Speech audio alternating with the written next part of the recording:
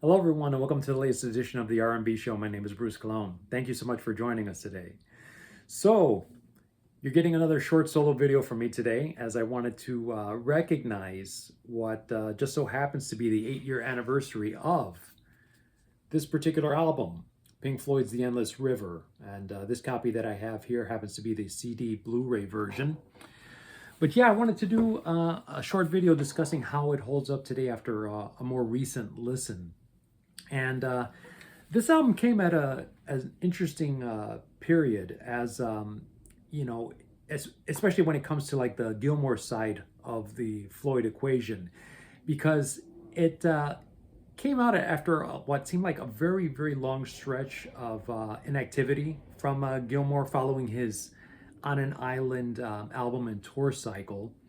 First, there was the ambient collaboration with the Orb in 2010's Metallic Spheres, where Gilmour lent his unmistakable guitar tones to some electronic textures that pretty much not that far removed from the Pink Floyd aesthetic. A bit later in 2015, we would get, in my opinion, Gilmour's most fully realized solo album with Rattle That Lock. But in between those two releases, we got the announcement in 2014 that there would be a new Pink Floyd album. This was really, really unexpected news for me. And turns out that the album was going to be material that was culled from the Division Bell sessions, and that it would be released as a tribute to their deceased keyboard player, the late, great Richard Wright. Now, most hardcore Floyd fans were aware of a lot of these, I guess, unreleased recordings that were at one point going to be released as a companion disc to the Division Bell. Mostly, again, ambient tracks that had been mixed and I guess lumped under what I was hope would be the working title of the Big Spliff. Anyway, it never did see proper release until, again, many years later, Gilmour decided to revisit the tapes along with his longtime engineer, Andy Jackson, who worked on tons of Pink Floyd material, longtime creative collaborator Phil Manzanera of Roxy Music fame, and then also Youth from the Metallic Spheres project. So what they did was they basically distilled and reworked the recordings, into what eventually became The Endless River. So listening to it again after all these years, how does it hold up? For me, I kind of still feel pretty much the same way I did when I first heard it, and that is, first off, you have to go into it with the right expectations.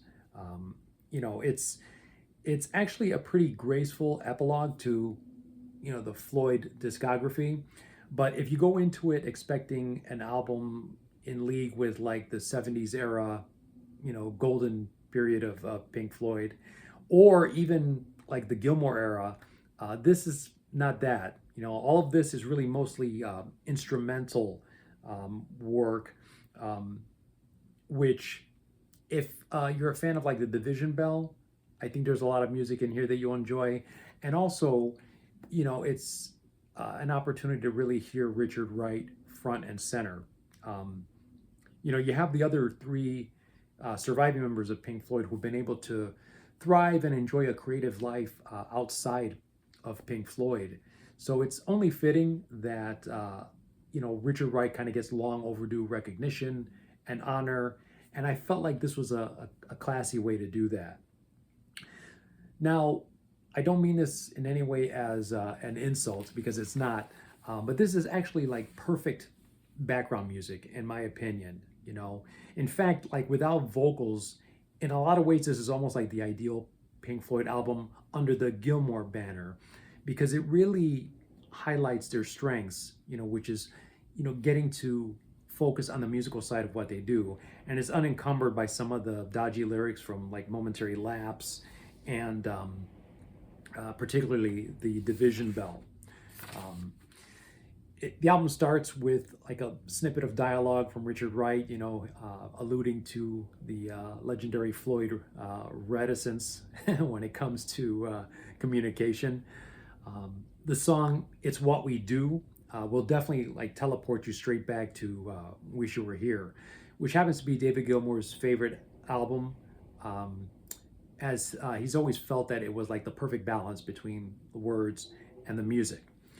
And again, here, Richard Wright is a featured player. You have Gilmour's unfailing, immaculate guitar tones. And, with Nick Mason, you have, again, that steady, stately, mid-tempo playing that is pretty much classic Floyd as well. There really is some beautiful music on this album, if you're willing to just sit down and immerse yourself in it. It's like a blend of the Division Bell and Metallic Spheres, um, and it really is like just a series of low-key jams, with the three official Floyd members in a room together playing, but unencumbered by like the army of session musicians from momentary lapse. I have a few bullet points here, so I'm going to mention a few of the highlights on the album. So you have Ice of Pearls, which harkens back to Set the Controls for the Heart of the Sun, particularly with the moody buildup and the percussion work. You have Autumn 68, which features a very old Richard Wright recording from, you guessed it, 1968, in which he's using the Royal Albert Hall house organ.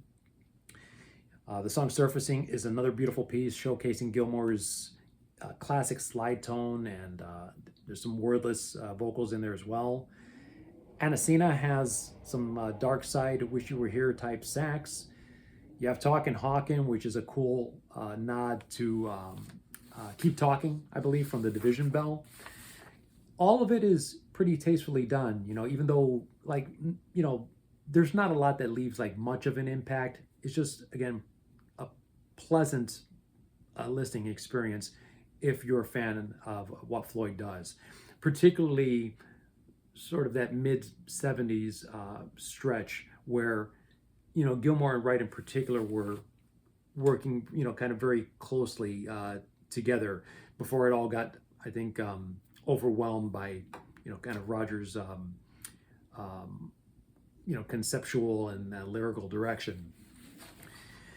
The one thing on this album that I really wish they'd done, I think I see it as like a huge missed opportunity, was seeing as this album was intended as like the final say on Pink Floyd's career, I think instead of having Polly Samson write lyrics for the final song on the album, Louder Than Words, I really wish that they had asked Roger to step in and write some appropriate words as a summation of their career, and maybe as a kind of an olive branch to his troubled relationship with Richard Wright.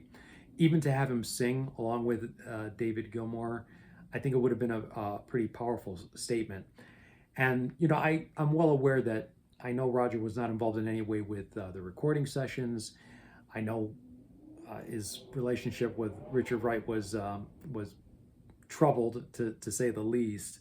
But I think this was a chance for all of them to just rise up, above all of that, and make the kind of statement that I think really would have elevated this album above just like a mere curiosity piece.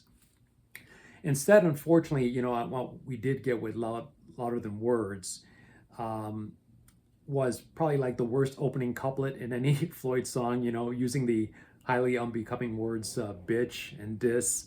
It really does take the album down a notch. So it's regrettable, and it makes me wonder like what Waters might have done with like the same bittersweet melody of the tune itself.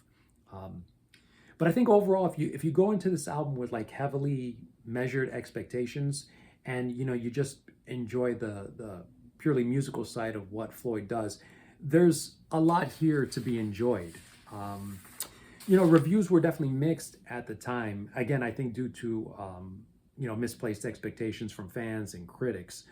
I think of all the reviews, it was probably David Frick who said it best in Rolling Stone when he called it, quote, an unexpected welcome epitaph. I think that sums it up properly.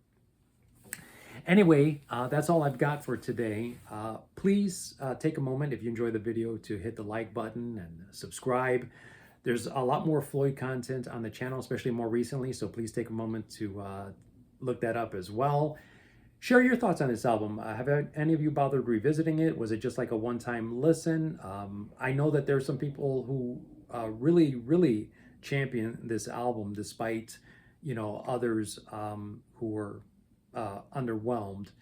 So yeah, let me know what you think, and we will be back again very soon to discuss another anniversary that's coming up. This one much shorter, and that's for the Beatles Get Back. We're going to kind of do a one-year retrospective look at it after another recent viewing. Until then, all of you, please take care, stay safe, and we'll see you all again very soon, okay? Goodbye.